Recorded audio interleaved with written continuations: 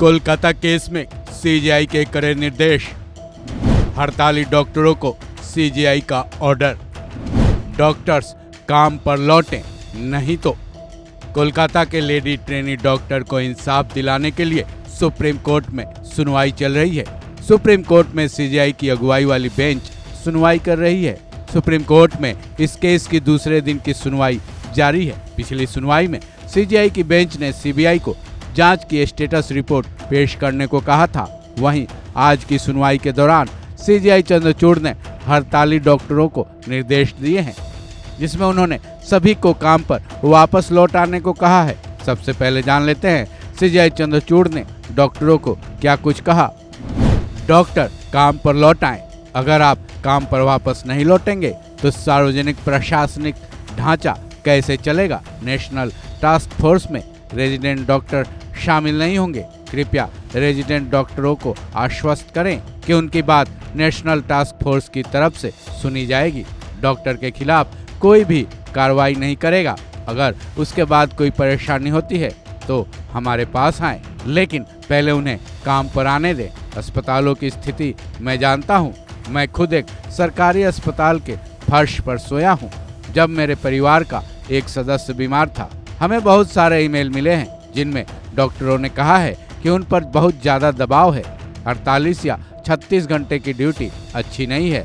हम इसे आज अपने आदेश में जोड़ देंगे।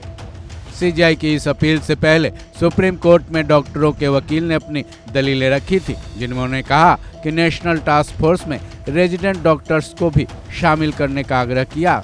इस पर सीजीआई ने कहा कि अगर हम प्रतिनिधियों को एनटीएफ का हिस्सा बनने को कहेंगे तो ऐसी स्थिति में काम करना बेहद ही असंभव हो जाएगा। एनटीएफ में बहुत ही सीनियर महिला डॉक्टर हैं जिन्होंने हेल्थ सेक्टर में काफ़ी लंबे वक्त तक काम किया है। सीजीआई ने यह भी कहा कि नेशनल टास्क फोर्स ये तय करेगी कि वो सभी प्रतिनिधियों की बातों को सही तरीके से सुने। इस बात को हम अपने आदेश में दोबारा से कह देंगे। साथ ही सीजीआई ने यह भी आश्वासन दिया कि वो एक बयान भी जारी करेंगे कि रेजिडेंट डॉक्टर्स की बातों को सुनी जाए, जो कि उनके हित और सुझाव के लिए बेहद महत्वपूर्ण है। इसी सुनवाई में नागपुर एम्स के एक रेजिडेंट डॉक्टर की याचिका भी सुप्रीम कोर्ट में लगाई गई है, जिसमें यह कहा गया है कि हड़ताल करने और अस्पताल का विरोध करने की वजह से उनको परीक्षा देने की अनुमति नहीं दी जा रही है। इस याचिका पर सीजीआई ने आदेश दिया, अगर वो अपनी ड्यूटी पर हैं तो उनको एब्सेंट नहीं माना जाएगा, लेकिन अगर वो अपनी ड्यूटी पर नहीं है तो जो कानून है उसके हिसाब से ही काम किया जाएगा। ऐसे में उन्हें भी ये आदेश दिया गया है कि वो भी पहले काम पर लौट आएं।